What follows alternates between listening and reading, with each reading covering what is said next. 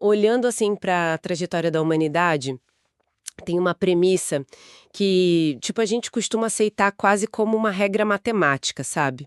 Ah, aquela velha ideia de que o avanço material traz paz de espírito. Exatamente isso. A lógica parece irrefutável, né? A civilização chega no ápice do conforto, a gente domina tecnologia de ponta, acumula uma riqueza bizarra e, bom, o resultado seria viver a era de maior satisfação da história. Pois é, só que o cenário geopolítico e social que a gente vê hoje, ele simplesmente quebra essa equação no meio. O que a realidade mostra é um paradoxo, assim, perturbador mesmo. Sim, um paradoxo gigante, porque a gente tem a maior abundância material já registrada, mas, quer dizer, parece que a gente vive afogado numa angústia histórica. Uma sensação de vazio moral, né? Isso, um vazio palpável e até um retrocesso civilizacional na forma como as nações e as próprias pessoas se relacionam. E é, então, exatamente para tentar decifrar a raiz desse paradoxo que a gente tem hoje aqui na nossa mesa. Nossa, uma pilha de anotações, Fichamentos pra caramba. muitos. E o texto original de uma obra que é simplesmente monumental. A nossa missão nesta edição é entender os mecanismos de uma crise civilizacional que, tipo, a gente mal consegue nomear às vezes. É verdade. Então sejam todos muito bem-vindos a mais uma análise detalhada do Relações Internacionais em Minutos. E a nossa síntese de hoje vai mergulhar fundo num pilar da filosofia política e das RIS, que é a Rebelião das Massas, do José Ortega y Gasset. Olha, e antes da gente entrar de cabeça nos conceitos centrais, é super importante estabelecer um parâmetro sobre o nosso trabalho de hoje aqui, com essas fontes, sabe? Claro, manda bala. O que a gente vai fazer aqui é uma dissecação mais técnica, bem estruturada, para que a nossa audiência pegue a espinha dorsal do pensamento do Ortega. Mas veja bem, essa síntese não substitui a leitura da obra original de jeito nenhum. Jamais, a gente sempre bate nessa tecla. Exato. Fica o convite enfático para que quem nos acompanha busque o livro, porque só o contato direto com o texto permite absorver toda a gravidade e a riqueza do diagnóstico que ele fez. O recado tá mais do que dado. E para todo mundo que acompanha o Relações Internacionais em Minutos, eu peço muito que curtam este vídeo, compartilhem com os contatos, ajudem a espalhar essas ideias. Isso ajuda demais a gente. Fundamental. O crescimento do nosso canal depende totalmente dessa força que a nossa audiência dá. E, olha só, para a gente já testar a temperatura do debate, eu vou deixar uma pergunta para engajamento logo de cara. Boa, qual vai ser? Deixem aqui nos comentários qual é a visão de quem nos acompanha sobre o limite que o poder do Estado deveria ter na vida do indivíduo. A gente vai ler as respostas com muita atenção. Nossa, o interessante dessa pergunta é que ela já leva a gente direto para o núcleo do livro.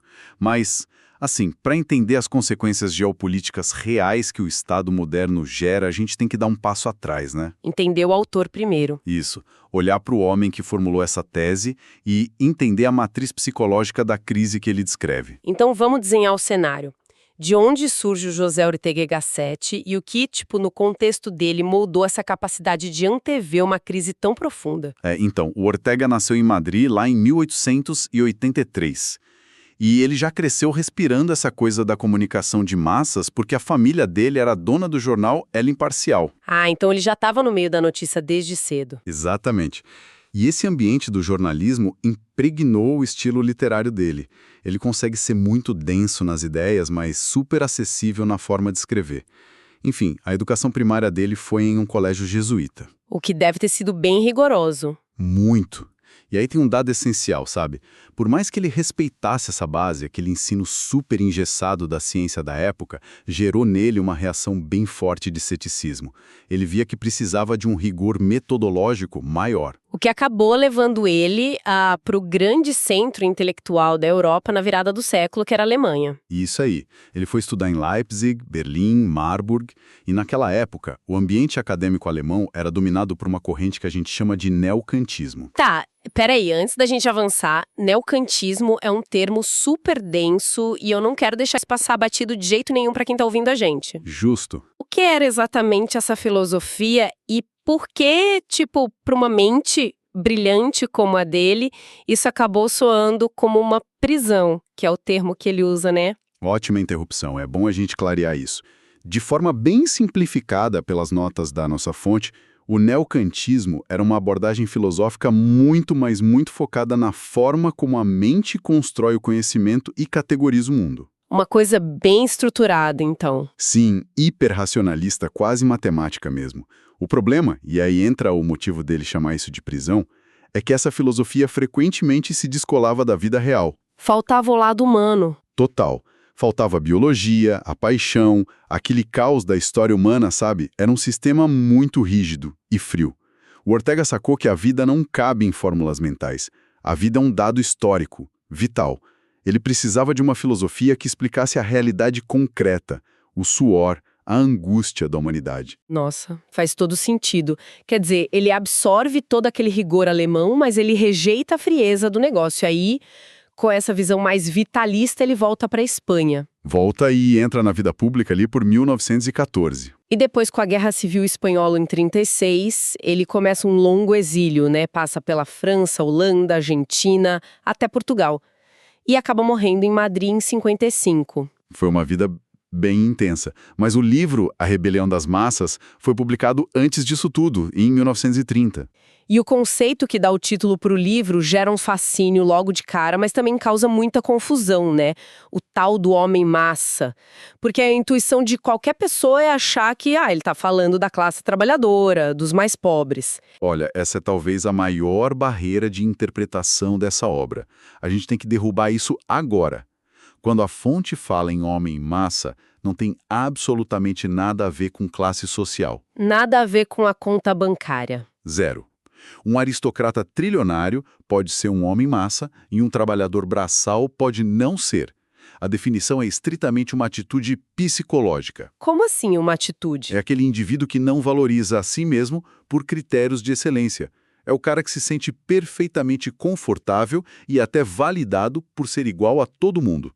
Ele recusa qualquer tipo de esforço para melhorar. Lendo as fontes, a imagem que, não saía da minha cabeça era de um herdeiro de uma grande corporação daquela centenária, sabe? Imagina aquele sujeito que nasce com tudo mastigado. Aquela vida fácil. Isso. Tem motorista na porta, jatinho, um conselho de administração ralando por ele. Ele acha que esse luxo todo é um fato da natureza. Ele exige os dividendos todo mês. Bate na mesa pelos direitos dele. Mas não tem ideia do esforço. Nenhuma. Ele não faz ideia das noites de insônia, dos riscos absurdos que os avós dele tiveram que correr para erguer aquele império. Nossa, o próprio texto usa uma imagem muito igual a essa. O Ortega chama o homem-massa de um menino mimado da história. E é fundamental a gente entender o porquê dessa analogia. Explica mais pra gente. Pensa assim, esse indivíduo nasce numa civilização extremamente complexa. Ele usa os hospitais, os transportes rápidos, tem segurança jurídica, conforto térmico. Só que ele sofre de uma cegueira histórica assustadora.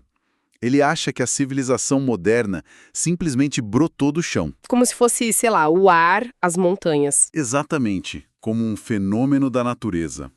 Ele não entende que a civilização é artificial, que ela exige um esforço titânico e uma manutenção diária para não desmoronar e voltar para a barbárie.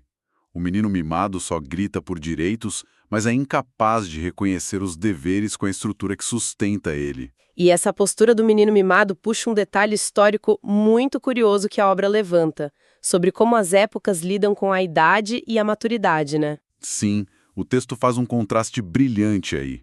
O Ortega nota que o século XVIII era tipo o século dos velhos. Tinha um respeito profundo pela idade, pela experiência acumulada. Até a moda refletia isso. Isso mesmo. A moda de usar aquelas perucas brancas era justamente para os mais jovens tentarem aparentar a sabedoria e a maturidade dos mais velhos. Mas a nossa modernidade inverteu isso completamente. O século XX começou a idolatrar a juventude, a meninice. Leva para um problema super prático. Se o homem-massa acha que já sabe de tudo instintivamente, como é que essa gente se comunica? Pois é. Principalmente no palco internacional, na diplomacia. O que acontece com o diálogo? Acontece que a comunicação real simplesmente morre. E aqui a gente entra numa crítica duríssima da fonte sobre a ilusão da linguagem. A gente carrega um otimismo meio ingênuo de que, se duas nações estão conversando numa mesa, elas estão se entendendo. O que nem sempre é verdade. Quase nunca é. A obra alerta que a linguagem frequentemente serve muito mais para ocultar pensamentos ou mascarar um vazio de ideias do que para revelar alguma verdade. Falar é muito diferente de comunicar, sabe?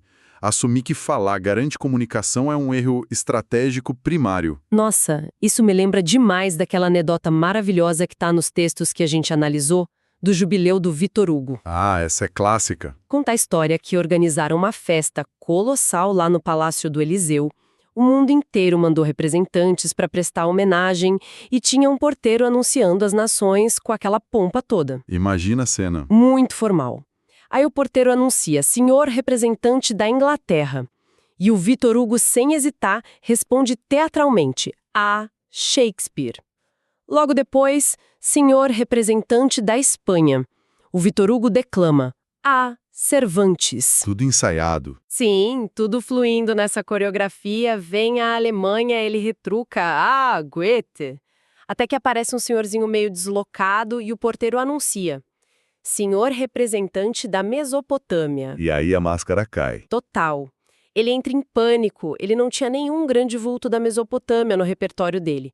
Ele fica em silêncio por um segundo, perdidão, olha para o representante e diz com a maior solenidade possível, a humanidade. Olha, é uma história muito engraçada, mas se a gente cavar um pouquinho, o porquê desse pânico revela uma crítica geopolítica devastadora. Como assim? O pânico dele ali não é só uma gafezinha de salão.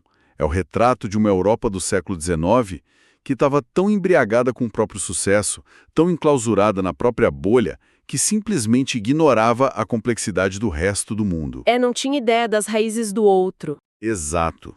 E quando a gente olha para os grandes fóruns de relações internacionais hoje, a gente vê demais essa mesma dinâmica. São só cerimônias vazias, no fim das contas. Precisamente. São discursos grandiosos, cheios de chavões sobre cooperação, paz mundial, mas que escondem uma ignorância profunda sobre a raiz histórica e psicológica do outro país. A comunicação genuína dá um trabalho colossal. E o homem-massa foge do trabalho. Ele não está nem um pouco disposto a fazer esse esforço para entender quem está do outro lado da mesa. Mas olha, aqui o argumento do livro dá uma guinada que eu confesso que achei bem contra-intuitiva. Porque até agora a gente podia pensar que o homem-massa é a pessoa sem instrução formal.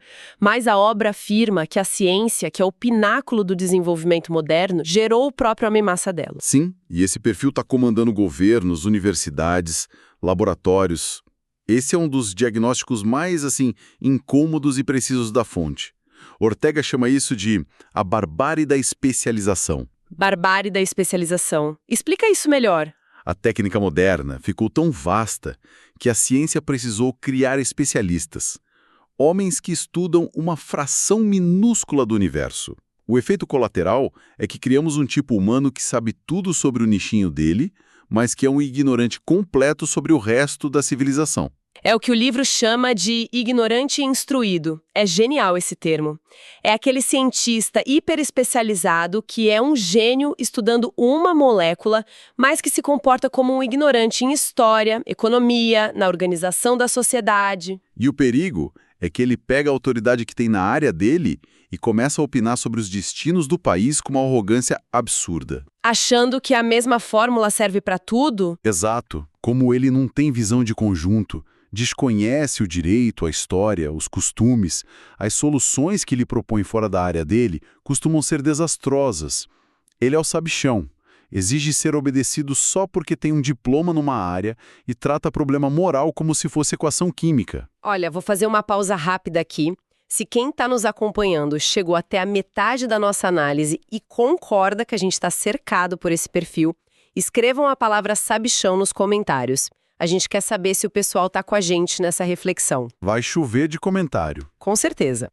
Mas, voltando, eu preciso fazer o advogado do diabo aqui um pouquinho. Lendo sobre o cientista como um bárbaro moderno, é meio difícil de engolir sem questionar, né?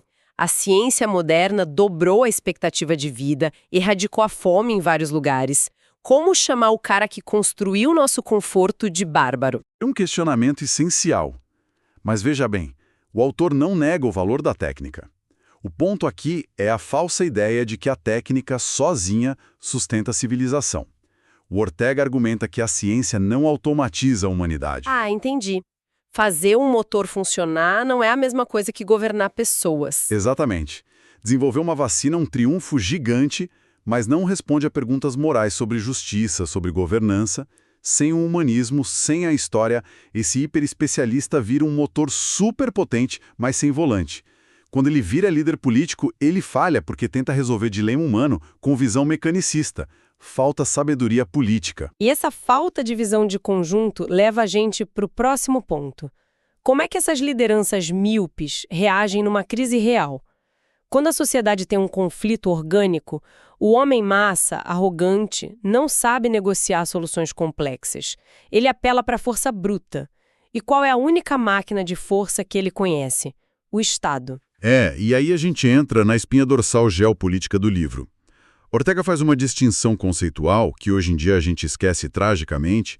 Ele ensina que sociedade não é a mesma coisa que Estado. São entidades diferentes. Completamente. A sociedade é orgânica, é a convivência diária, os costumes, as tradições. É o que ele chama de direito natural. Para não perder a clareza, como a gente explica esse direito natural no contexto da obra? O direito natural aí são aquelas normas de respeito à vida, à propriedade, as trocas voluntárias que surgem naturalmente da convivência humana ao longo de séculos. Não é uma lei que um burocrata inventou do zero. Nasce da interação social. E o Estado entra onde? O Estado é uma ferramenta artificial. É um órgão criado pela sociedade para ajudar ela mesma, para garantir segurança e aplicar as leis. O Estado é um meio, não um fim. E o diagnóstico sombrio do autor é que teve uma inversão trágica dessa hierarquia, né? O Estado cresceu tanto que inverteu a lógica.